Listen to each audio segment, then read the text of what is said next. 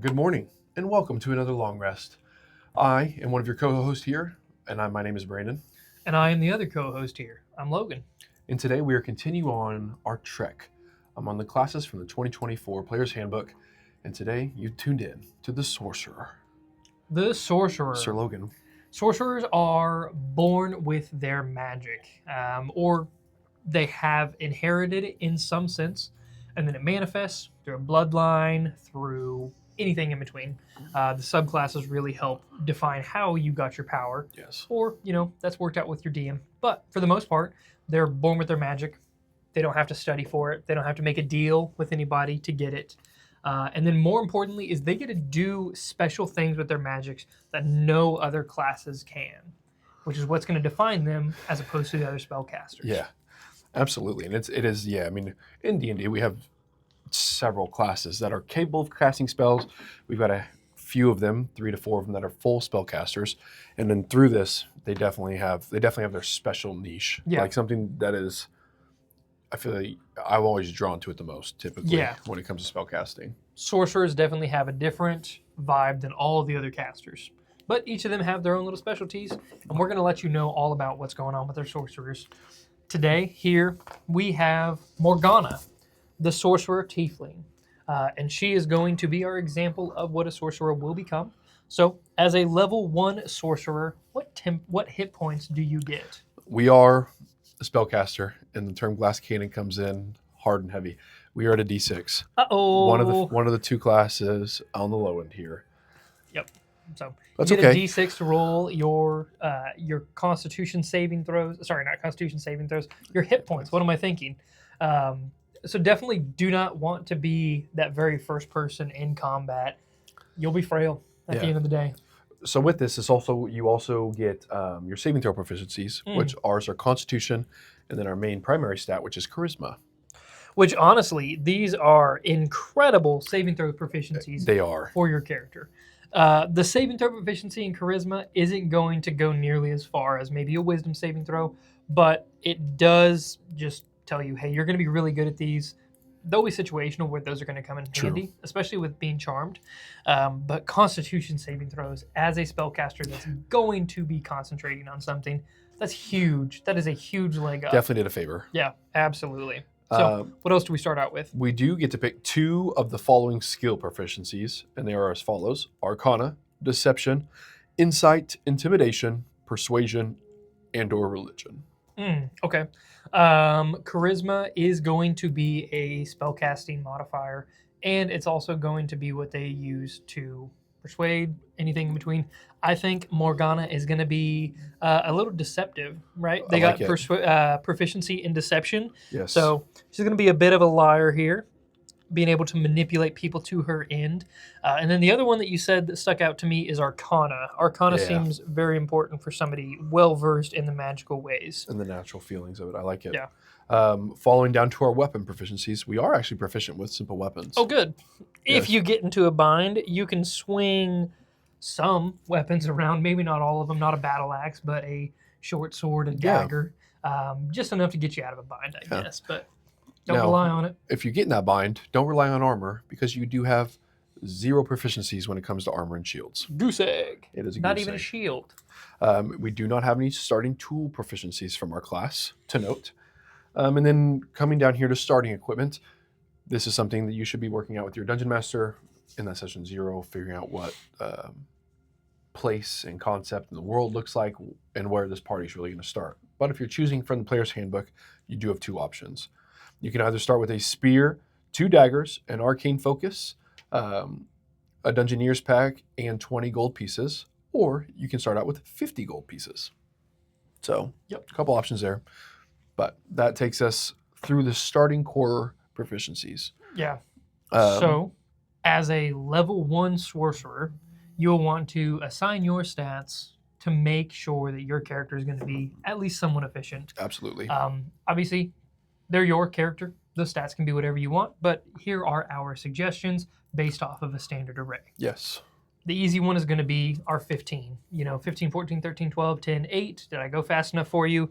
15 is going to be our highest stat that we're going to start off with. That's got to be Charisma.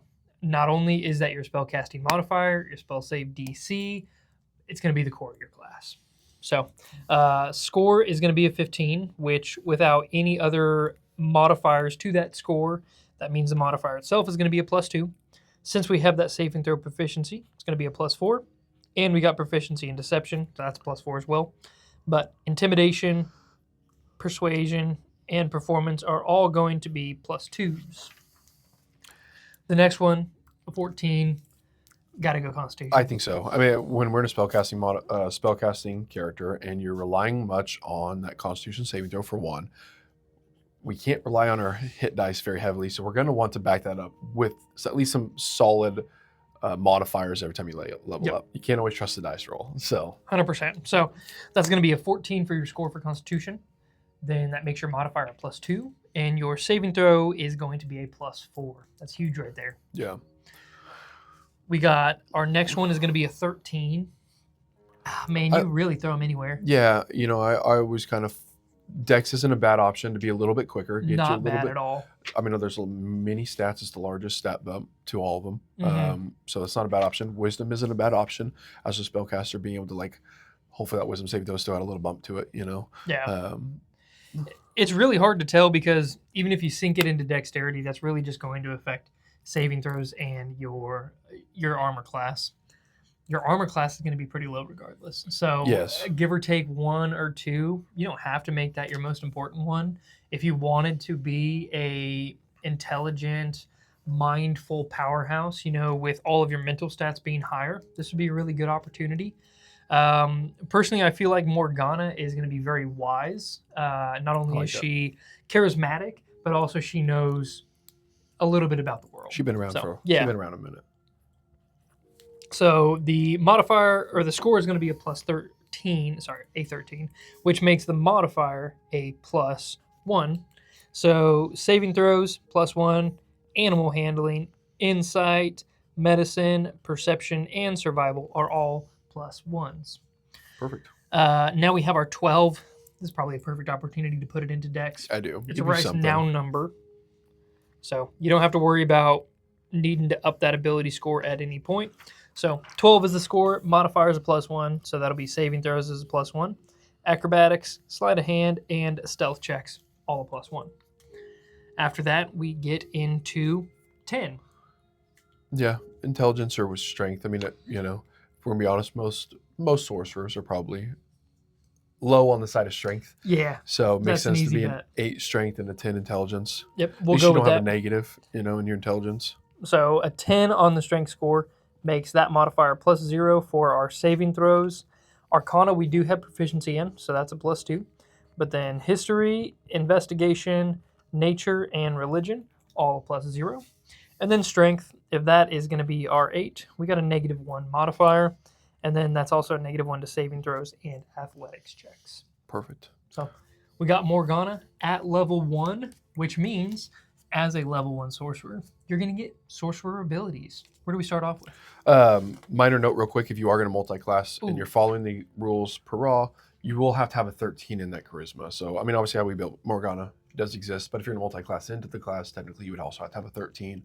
So make sure you have that squared away in your game as well. So, level 1, we get our spellcasting. A sorcerer is one that gets a nice array of cantrips. They are more than the average. So you do get to start out with like 4 cantrips. And of course, you're going to have a couple of first level spells. Your prepared spells has a sorcerer. And prepared is used lightly. It's not something you get to change every night like cleric or a druid, where you can just prepare your next day's spell list. When you level up, you are able to change 1 spell back from that list from your sorcerer spell options. So it is something to note, and to know that, okay, you pick this spell. I haven't used this in the 6 sessions. We hit level 6. I'm going to go ahead and swap this guy out. I'm going to pick something else up that I think I can use a little bit more. And then that very next session is when you really wish you had Creator Distort 1. Yeah, as I said, that's when the one time it falls in. But the base of that story is once you choose that spell, the only time you get to alter it is if you do level up. So make sure you're picking with good mind, with good intention on each of those spells. Yeah. And you can only do 1 per level up too. So it's Yeah. not like at level 7 or 8 when you have a handful of spells here. It's not like you can just, oh, I can clean house and start over. Correct. No, you're only going back on one, so make them those choices count. Yeah, absolutely. Your spellcasting ability, as we hit on, is charisma, Yep. so that is important. And your focus, typically you use an arcane focus anytime, but that's really thematic at that point. Yeah. But sorcerers are kind of known for that arcane focus because you're kind of embodied in that magic, if you will. Mm-hmm. So we also get innate sorcery. Innate sorcery is going to be a huge feature for It's a big the one in sorcerer 2024. itself. Yeah, absolutely. So what this does is, as a bonus action, you can unleash magic for 1 minute that is heightened above your typical magical abilities. What you do during that minute is your saving throws for your DC. So you force a saving throw on somebody, that DC is going to increase by 1. So your saving throws are going to get a little bit harder to beat. But then on top of that, and this one's huge, is you have advantage on all of your sorcerer-based spells. It does say sorcerer-based spells, so if you get it from a feat like Magic Initiate, technically it's not into that per rules as written. Talk to your DMs about that one. Yeah, if you pick from a wizard spell class list or druid spell class list, Correct. yeah, it would not follow underneath this rule. Yeah, exactly. But Still super strong. exactly. 1 minute is about longer than almost any combat you get into. Yeah. So right at the start of combat, bonus action, enter this heightened state, start blasting off the spells, being the glass cannon that you truly are. And then once that combat's done, you do have 2 total uses of this. So it's not going to be null and void, that one-time go for your entire adventuring day. You get another chance to do this. And most importantly is it does reset after a long rest, not a short rest. This is a crazy change from 2014. Yeah. It definitely helps you feel more strong.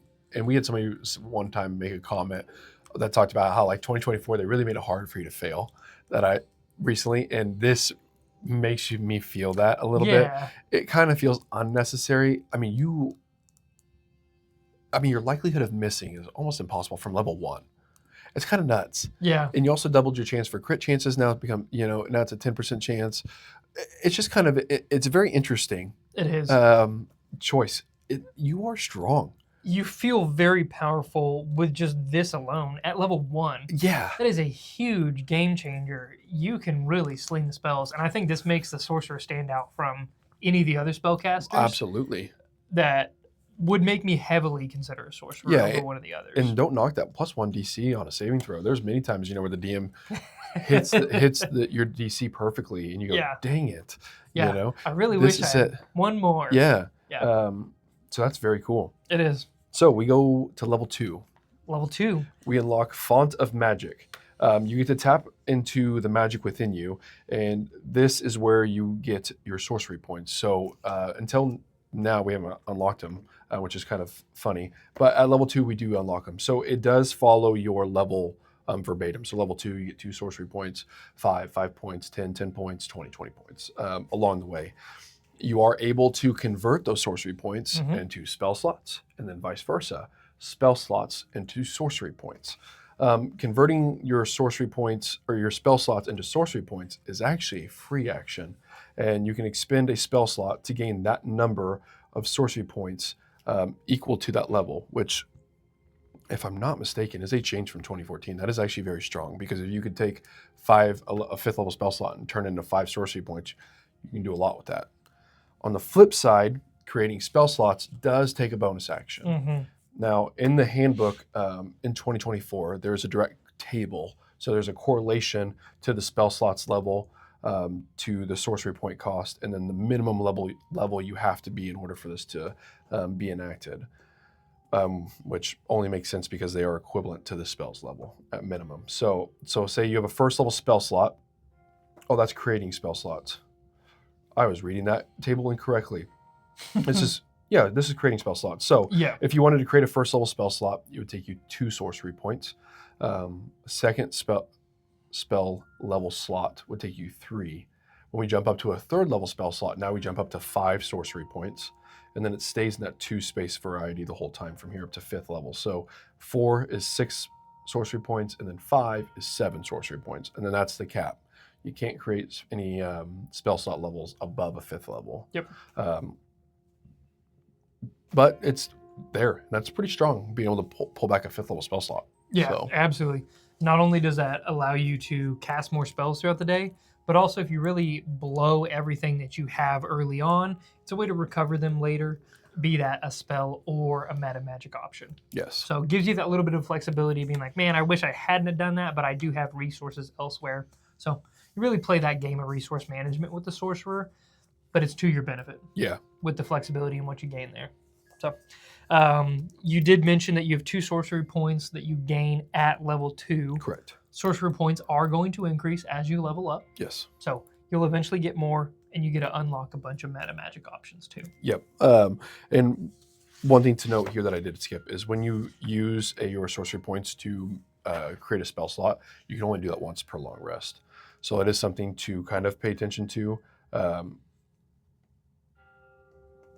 If when you get to a high enough level, just to pull back a 1st level spell slot might not be worth it. Yeah. You might want to kick it up to a 2nd, 3rd, or 4th spell slot, because you've got plenty of sorcery points at that point. Might as well kick something back with a little more strength. But correct. Sorry, just a tidbit. No, you're good. On that current level, at level 2, you can only use 1 meta magic option per spell that you cast. Correct. So you can't twin a spell and quicken a spell or empower. You can only do 1 of those per spell that you do cast. But say you're able to cast 2 spells for whatever reason in that turn, you can do a meta magic on each one of them. And we will go over the meta magics on the back end of this video. Once we get all the way through level 20, we'll go through each meta magic option. Correct. You can also change out those meta magic options at a level. So if you gain a sorcerer level, you can replace 1 meta magic option with another one that you chose. Yep, seems to be a pretty consistent idea from Wizards of the Coast here on the 2024. Is like they like that on a level up, you're able to pull back a choice you made at some point. Yep. So exactly. So you can't regret it forever. You get to change at some point. That takes us to level 3. Level 3, which are subclass choices. So for our sorcerer, these are very classic choices. You get your aberrant sorcery, clockwork sorcery, draconic sorcery, or wild magic sorcery. Those are your 4 options from the standard player's handbook. You sure do. Once you get past level 3 is into level 4. Just like normal, we do get an ability score increase and or a feat. Yeah. So.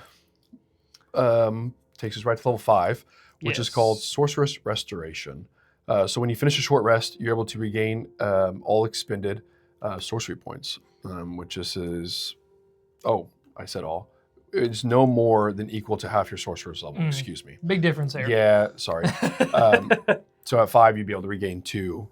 6, you'd be up to 3. So, but it's still nothing to be to shake a stick at. Like if you get up to 10, you can regain 5 sorcery points, and being able to turn those sorcery points into spells, or vice versa, you can be very quickly. You can dance those sorcery points around a lot. Correct. Yeah. In 2024, it gives you that little midday boost. That power nap throughout the day.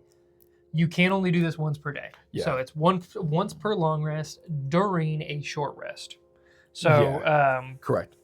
You have to finish the short rest to be able to complete this. So if it gets interrupted, whatever happens, you're not going to get that ability. But say that second short rest comes around, second breakfast, whatever happens, you can then use this ability once per long rest. Yes. Past level 5, level 6 brings us into a subclass feature. So whatever you chose for your subclass gets a little bonus to you. Yeah. Level 7 brings us right into Sorcery Incarnate. Let us know all about it. So if you have no uses of your innate sorcery left, our ability from level 1, when you can use 2 sorcery points in order to regain that feature back again. In addition, when it's active at this point now, you can cast 2 meta magic features. So that's pretty strong. Yeah, on each spell. That's what I mean. Yes. That's crazy because now you can spend a lot of sorcery points very quickly to become very powerful. Yeah, and so I mean, when you use sorcery incarnate, excuse me, it does take a bonus action. I don't think I said that, but Yeah, as a bonus action, use your 2 sorcery points in order to activate your innate sorcery.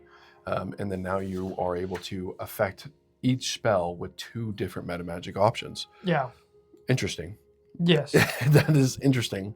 Yeah, so I think, if I'm not mistaken here, you could turn one spell into a bonus action Mm-hmm. and then have that modified. So bonus action, empower it, and then you can go in with, say, a cantrip or whatever, and you can cast that spell with its own sorcery points spent on it as well.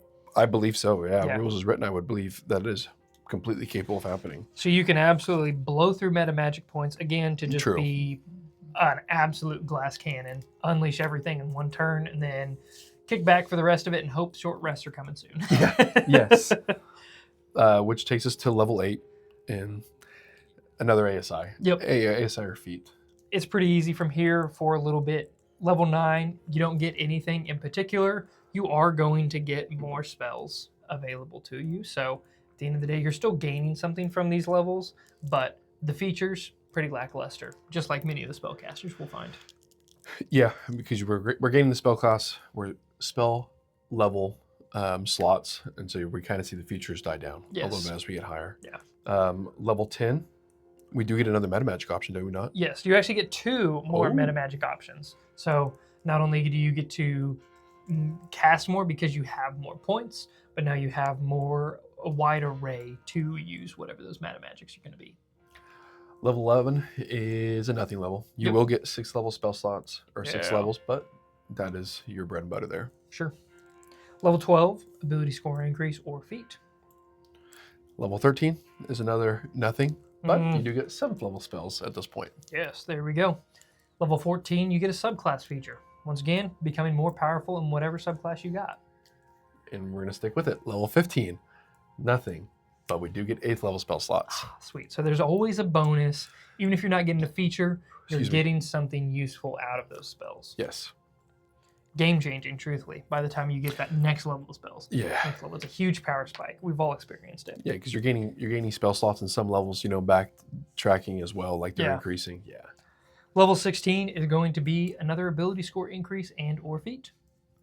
Bringing us to level 17, you get more meta magic options. Oh, more choices. So, more meta magic uses out of your sorcery points, plus more meta magic options that you can spend them on.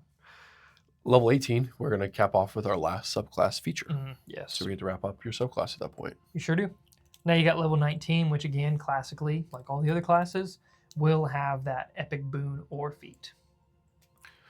Level 20 is our capstone, which is called Arcane Apotheosis.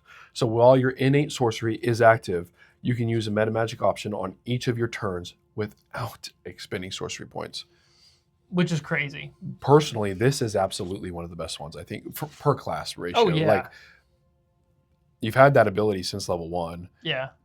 You already have 20 sorcery points, but like not having to use, and it's one meta magic option, but like not having to use a sorcery point on it and just doing it for free. Yes. At this level is pretty strong. Yeah, that is honestly, it changes the entire action economy of a sorcerer. Yeah. Because at the end of the day, bare minimum, you can at least attack twice every single turn. That is very true. So, yeah. Quick and spell everything. Absolutely a huge bonus to a sorcerer. Granted, it is level 20, so you sure hope it would be. I definitely think this is one of the stronger capstone classes that we've come across so far. Yeah, and it's very much one of the more that makes thematic sense to the class. I think. I agree. It is a nice wrap. It shows you that you've really accomplished that mastery in the sorcery option, and I could think it could be a little bit stronger at the level 20, given how much some of the spellcasters are a little lackluster in the class features. Yeah, like you could make it a little bit stronger, make it strong, but I still think it's pretty strong. Yeah, it's a pretty good choice. I think so. This is level 20, all the way up through there. One thing we didn't touch on, and we told you we would get back to them, is the meta magic options themselves. The really cool thing about Sorcerer is the moment you unlock the meta magic options, you get all of them. It's not like with Warlock where per level you slowly start to accumulate stronger and stronger options. This one just gives you out all of them right up from the get-go. pick and choose them as you level up, change them as you level up, and eventually you'll get too close to most of them. And I think for sake of it being a walkthrough of this class, I think we probably should do the right thing and probably read these as a whole, Yeah. just so we can explain it and really not accidentally skip over any information. So Right. yeah, you can excuse me because I will read directly from it just to make sure For sure. that we're nailing the head. So our first option for meta magic is Careful Spell. So it costs 1 sorcery point, and what Careful Spell does is when you cast a spell that forces other creatures to make a saving throw, you can protect some of those creatures from the spell's full force. To do so, spend 1 sorcery point and choose a number of those creatures up to your charisma modifier, which will always be a minimum of 1. And a chosen creature automatically succeeds on its saving throw against a spell, and it takes no damage if it would normally take half the damage on a successful one. Drop a fireball. Yep. And your team, you're protecting, throwing out shield bubbles, on 2, 3, 4, 5 of your allies, and they're taking no damage, and that fire is demolishing your enemies. Yeah. You can sculpt that spell around everybody without actually needing to specifically position it. Yeah. Because everybody knows that once combat starts, dropping that fireball, once the barbarian and the fighter and the paladin are all grouping up against those enemies, that fireball goes out the window. Yeah. You almost have to plan it, and at that Sometimes. point it gets very annoying sometimes. Yeah. Now it doesn't matter. The sorcerer just does whatever the heck he wants because he's that good at magic for one spell slot, for one sorcery point. Yeah, one sorcery point. And you can shape it around your friends up to 5. Yeah. Possibly, depending on what Absolutely. your modifier is. But even then, just a bare minimum of 3 is going to do wonders for your people. I think that's a very cool choice. I like this one a lot. This 24. It is very nice. It gives you a lot of thematic options. It gives you just to save your team options where you wouldn't be able to oh gosh, we're getting overran by a bunch of ads here. There's one bad guy, but I can't do anything big OE stuff. I have to be really specific. And if I get a chance, maybe I can do a lightning bolt or something of the sorts, but I still got to have that space. Yeah. This gives you that space. Yeah, it does. This lets you. This with the class really feels that power. So Even just in my mind, the sculpting of those spells to make them dodge them gives you so much flavor in the moment. yes, Just instead of, I cast fireball, now your sorcerer is, whatever they need to do to manipulate that fireball to become where it is and who it's missing. yeah. It's very cool in the moment. You can The pictures you can paint. Yeah, Yeah. exactly. That's where I'm thinking. Yeah, So it's much more than you're just from the back dropping bombs. yeah. You very true. are in the thick of it, molding those spells to accomplish what you need. Absolutely. Next one is going to be Distant Spell. Distant Spell, you cast 1 sorcery point, and then what you get is you can, I'll read this again just like you did. When you cast a spell that has a range of at least 5 feet, you can spend that sorcery point to double the spell's range. Or when you cast a spell that has a range of touch, you can spend 1 sorcery point to make the spell's range 30 feet. That's really cool because maybe you can't quite get to something, but you still want that touch effect from whatever that spell is doing. You can now be 30 feet away and have that happen. Or if you have a range of 60 feet, now your range is 120. Or if you have a range of 120, now it's 240. You're really able to keep people at a distance at any moment, which is huge because as a sorcerer, you don't want to be up close. No, I mean, and there's so many options with Distant Spell. I mean, being able to be 250 feet away from the situation, whether you're chasing somebody or you're trying to just stay away, whether or not you do need to touch somebody for a spell, and maybe this means that this is something that is not in combat. Maybe this is outside of combat, but you can affect a situation that you're sneaking in somewhere and need to do something that's a touch spell. There's a lot of, I think I can just think of a lot of cool ways to use Distant Spell. Yeah. Honestly, it just kind of ran through my mind. I'm pretty sure invisibility is a touch spell. It is. So you could be 30 feet away from somebody and make them invisible. And so is Fly. So Wow. Okay. Yeah. If I remember correctly, Fly is also a touch spell. Yeah. So there's those really cool options. Be 30 feet away, be able to save somebody. That's also a really cool thing. You're falling. Yep. So, and I don't know how that works if you upcast it. So, if you upcast it, Fly at 4th or 5th level, when you get and you can get more multiple people. How does that work? Maybe the table has to your DM has to study that one. But I don't the know. options are really cool. Yeah, I like that a lot. We also get the option for empowered spell. Again, it's going to cost us 1 sorcery point, and when you roll damage for a spell, you can spend that point in order to re-roll the damage dice up to your charisma modifier, which is always a minimum of 1, and you must use the new rolls. You can use empowered spell even if you've already used a different meta magic option during the casting of the spell. So here's where we see some of the layouts of using the different Multiple meta magic yeah. options per spell. Yes. Yeah. So this one you can stack on one of those options. And we've all been there as a spellcaster. You don't get a modifier. And so when you roll those 5d6 damage, say, and you rolled sub 10, 5 points of damage, ones across the board, you go, man, I would really love the opportunity to re-roll these dice Yeah. to be able to feel confident that my character is doing something. Well, that's where you do it. Yeah. And what's cool too is you don't have to re-roll all the dice. No. You can just re-roll some. So Yes. say you rolled that fireball and 3 of the d6 are 1s, but a few of them are 6s, or even in the higher numbers. You don't have to risk it and roll and get rid of those larger rolls. You can just re-roll the 1s or whatever needs to happen. Right, in which it does have to say, and we should make sure that's clarified, you have to, or you can only roll the number equal to your charisma modifier.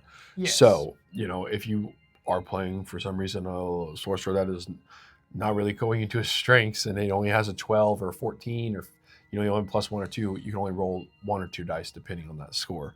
But if you're like most people out there, you probably are going to have a 20 and you can get 5 dice in that pretty quickly. So Yep.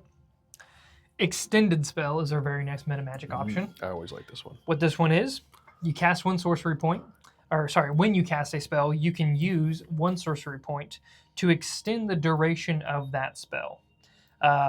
If it is 1 minute or longer, you can extend the duration. What happens is you double it to a maximum of up to 24. So pretty simply, if it's 1 minute, it becomes 2. If it's 10 minutes, it's 20. If it's 8 hours, 16, etc., etc. You just can't extend them past a day. If the affected spell requires concentration, this is huge. You get advantage to maintain that concentration anytime that you have to make those checks, which that alone, I think, makes that whole feature much more worth it. Yes. Especially if you're trying to do something like hold person, charm person. There's a lot of options there that you might think, oh, I want to cast a spell that is already a kind of elongated spell and I want that distance to be really long. Yeah. But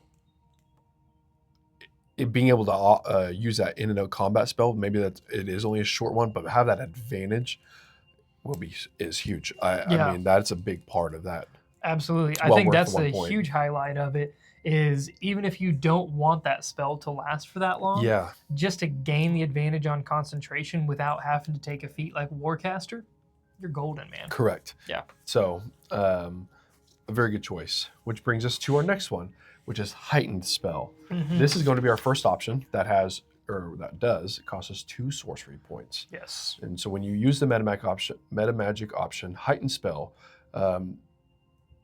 when you cast a spell that forces a creature to make a saving throw, you can expend those 2 points in order to give one target of the spell disadvantage on the saves against the spell. So could be very, very important that you're trying to lock somebody down. Yeah. And disadvantage gives you a much better opportunity to charm that person, to frighten that person, whatever instance that you have with that spell. Yeah.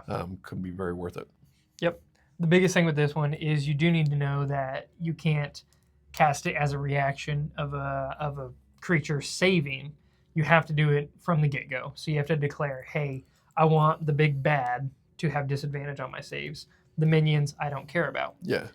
Those guys, if they fail, no big deal. Eventually they'll get shredded through. But the big bad is the main focus. So we want to make sure he fails. So you're going to give him disadvantage. Yes. That's huge. Yeah. It can make sure that at bare minimum, that spell succeeds instead of wasting it. Next one we have is Quicken Spell. Quicken Spell is another one that does require 2 sorcery points to spend. What this one does, when you cast a spell that has a casting time of an action, you can spend 2 sorcery points to change the casting time to a bonus action for the casting. You can't modify in a spell in this way if you've already cast a level 1 spell on the current turn, nor can you cast a level 1 spell on this turn after modifying a spell in this way. We had some discussions about this. Yeah. Um, Rules as written, what this means is if you use a quickened spell, for the next turn, you cannot take reactions that cast spells. I mean, you can still have your reaction, but your reaction cannot be something like Hellish Rebuke or Shield, because those are leveled spells that you have to cast. and is it Warcaster that allows you to cast spells on a reaction? Yes, I do believe so. So, if you had Warcaster and you wanted to go into that route, that kind of null and voids Warcaster to a certain extent. I mean, obviously there's other effects to Warcaster, but Yeah. and if it's the wrong feat, shoot me, but whichever feat it is, it kind of null and voids that now because you wanted to quicken spell on that turn. Now you're if reaction because this guy's leaving. Now you don't even get a choice. I mean, you can cantrip if you have that option, but that's kind of it. Yeah. It's tough. It is. At the end of the day, though, you are being able to cast a whole nother spell. So it's not a leveled spell, but at the bare minimum, it is a cantrip, which they do scale rather well. So That's true. That is true. Say you bonus action a fireball and then action a firebolt, or anything just to increase the damage, or maybe you really do need that utility spell at the same time you need a damaging spell. Yeah. Or 2 utility spells. Whatever's happening, you can use these in conjunction to even play off of each other. Maybe one spell that you cast gives them disadvantages on the next save, and you really want them to fail. Well, now they are going to be able to because you can bonus action it and cast it still. It's true. Yeah. Things like Mind Sliver, I think, is the it's either Mind Sliver or Mind Spike.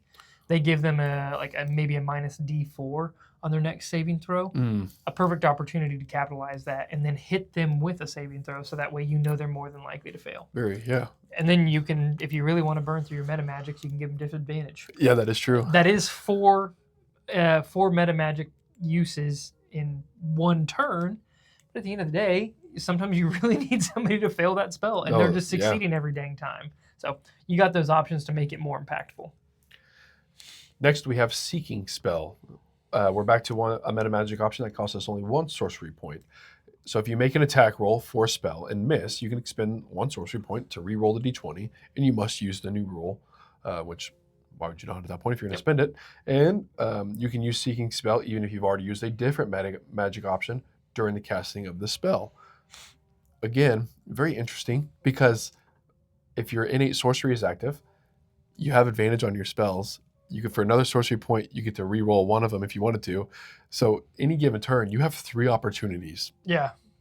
Like if you're really upcasting a spell that, this is, fourth, 4th, 5th level spell, and you want this to hit, you have 3 opportunities. Only you could do that to Guiding Bolt. That is true. It's not a sorcery spell. Yeah. But that is a not that you needed more chances, but you got more chances. Yeah. That is cool. That's wild. Yeah. And it's definitely just there to make sure you do hit. Yeah. So next one we got is Subtle Spell. Subtle Spell is another one that is just a single sorcery point to cast. What you do is when you cast a spell, you can expend 1 sorcery point to cast it without any verbal, somatic, or material components, except material components that have that are either consumed or have a cost. This is very applicable for whenever you're trying to do something without anybody noticing. Obviously, it's called Subtle Spell, so it really kind of plays into there. But say you're sitting at a negotiation table and you need to cast Friends, Charm Person, whatever, Bane, anything along those lines to subtly affect somebody else without them noticing. This is your guy right there. There's been many times, I'm sure we've all experienced it, where the DM goes, are there any verbal somatic components to this moment? Yes. And you go, there would be, but I'm using Subtle Spell. Yeah. You guys are pinned in this moment and you guys are about to be taken, whatever, and you're like, if I could cast this is kind of like a get out of jail free card right now. No kidding. But I have to say something. I've got to enact my hands. No, not anymore. Yeah. I like that a lot, because even though you're not, maybe it's not a social situation, maybe it is a hostile situation. Yeah. A lot of times, you got to have your hands up, and if you make any wrong moves, you're getting ground into a pulp because you're completely surrounded. Right. Then you're sitting there and you'd be like, oh, I got a little trick up my sleeve. Next thing you know, you drop a fireball, and then at the same time you careful spell it so that you and Yeah. your allies are completely safe. And you just eradicate everybody around you, completely changing what that encounter was just about to be. I love this because you can outsmart your DM on any turn. Yeah, It's just the perfect time to be like, true. I like subtle spell a lot. And most of your lower level spells, for sure, fourth and lower, maybe fifth and lower, that are big spells, they still don't like. There's a lot of options. You don't have to have a consumable or costed item. Correct. So there's a lot of choices there. As you get to those bigger ones, there are more likely. But yeah, you have a lot of opportunity. Yeah, you do. This takes us to Transmuted Spell. It's going to cost us 1 sorcery point as well. And so when you cast a spell that deals a type of damage from the following list, you can expend 1 sorcery point to change that damage to another type. So if your spell's type is acid, cold, fire, lightning, poison, or thunder, you're able to change it to one of the other ones on this said list. Is 6 or 1, 2, 3, 4, 5, 6, 6 options. So Yeah. if you know that your spell is not doing as much damage, but it's your highest output, I'm going to take away this light. If he's resistant to lightning damage, I'm going to switch it to acid, and Yeah. gives you some really fun thematic options to where like, hey, this lightning bolt is now an acid bolt. That looks really cool. Or fire bolt or fireball, excuse me, turns into like what? Acid ball. Yeah, acid ball. Like there's just a lot of cool options, and you can Yeah. just run the gambit on that. You can. It does, again, give you that more flexibility to just be more impactful. Personally, I think this is probably one to be the very last ones I would choose, because 90% of the time I don't full commit it on just fire-based spells or True. anything like that. I really try to get a gambit of different spell types. That way I'm not completely useless in some situations. But I've also been there before where I go, oh, whoops, I only have radiant spells cast or prepared. Yeah. And then you look like an idiot because you go, well, I can either do absolutely no damage or at best half. Yeah. Terrible situation to be in. This gives you that flexibility to, again, drop some flexibility on the battlefield and give yourself a little bit of that edge. Yeah. And if you like the thematic push of it, also it does make it fun too. Being able to transmute that spell, depending on the class, like your parties and that you have, like if you have a transmutation wizard or something of the sorts in that regard, like being able to, thematically change things and join things. It just kind of gives, I think there's a lot, this is a very much more thematic choice to me, but Yeah. could be very fun still. Thematically could be really cool. Yeah. Well, take us to our last option here, sir. We got Twin Spell. Twin Spell is a very popular one. It is a 1 sorcery point spent. What it does is when you cast a spell such as Charm Person that can be cast with a higher level spell slot to target an additional creature, you can spend 1 sorcery point to increase the spell's effective level by 1. Now, we did notice this is a very massive change from the 2014 Twin Spell where you could just cast that same spell twice. Now it just upcasts it by a level. So that Fireball gets an extra D8. The Charm Person targets an extra person. Things like that. Definitely not nearly as powerful as it used to be, but I also do think it used to be wildly more powerful. Probably too powerful, where it was like you borderline don't want to choose.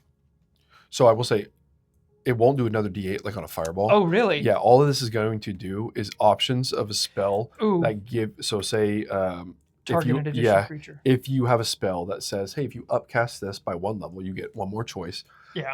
of a target. You just get to do that spending 1 sorcery point. So if it's a 3rd level spell and it would take you a 4th level spell slot in order to hit 2 creatures, now you can cast it at 3rd and still hit 2 creatures using this 1 sorcery point.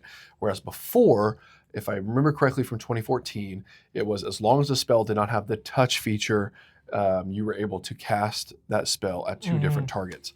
Yeah. So this is a vastly different meta magic option than what was previously existed. It is.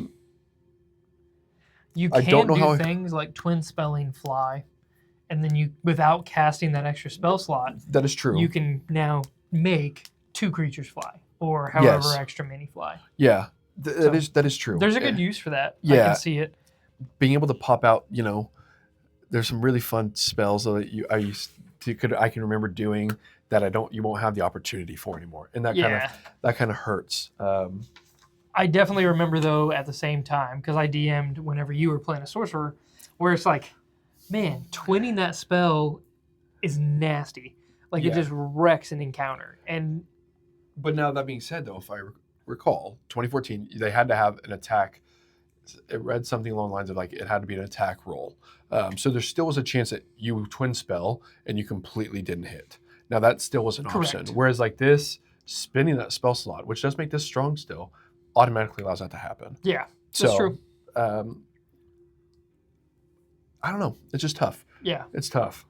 I do really enjoy all the changes that they made to the Sorcerer.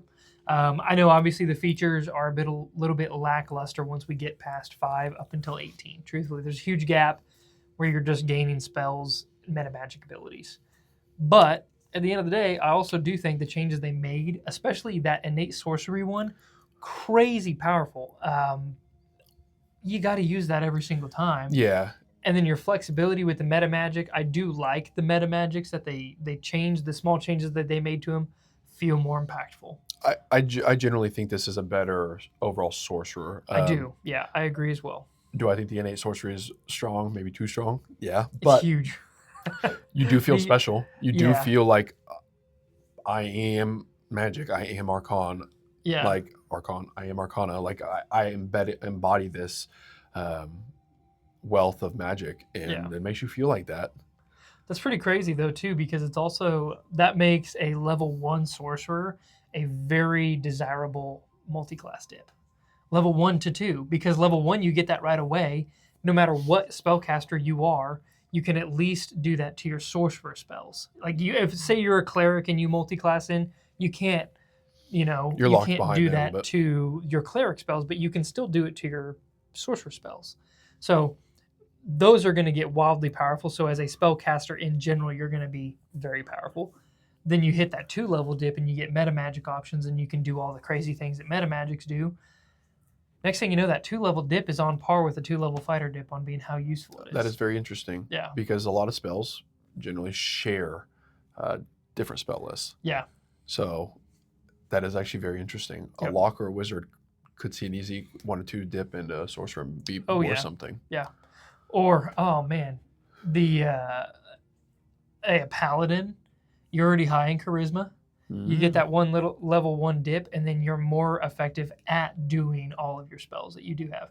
Which is definitely not going to be your priority as a paladin. Right, but a fun. But it gives you that flexibility of instead of just being that frontline tank with a little bit of utility, Yeah, you have so much more options with it. And your DCs are going to be higher. So I think that would affect a lot of the DCs as a paladin. yeah. Interesting. Yeah. Yeah, good choice. Yeah, there's a very good possibility to multi-class and then use that innate sorcery to just bust a class Yeah. in a few heartbeats. So definitely something to like play around with. But in general, I really do think the sorcerer got a lot stronger Yeah. from 2014 to 24. It's something that I would more consider playing now than I ever did before. Well, and if you find or have any broken ways that the sorcerers destroyed your game or you destroyed somebody else's game because of how strong this is, let us know below. Yeah. We'd love to know it. Don't forget to hit the like button, hit the subscribe button. We greatly appreciate it. Check out all the socials down below as well. Be that Facebook, Instagram, Spotify, here on YouTube. Did I miss one? TikTok. I almost missed TikTok. Go check them all out. Like us, follow us, do all the good social things. While you're there, make sure you do check out our Patreon. It's down there for your enjoyment and for your viewing pleasure. So definitely check that out. We got a lot of good things going on over there. And then we'll give 2 special shout outs in the Vast Forest on Spotify and Bandcamp. He does all our music. And Roll for Sketching on Instagram. She does all our artwork. And if you're looking for a new podcast, we have one that comes out every Wednesday called Commander's Law, where we play one-on-one Spelljammer inspired D&D. So check us out over there. And if anything, we'll see you next Saturday for another episode of The Long Rest. See you.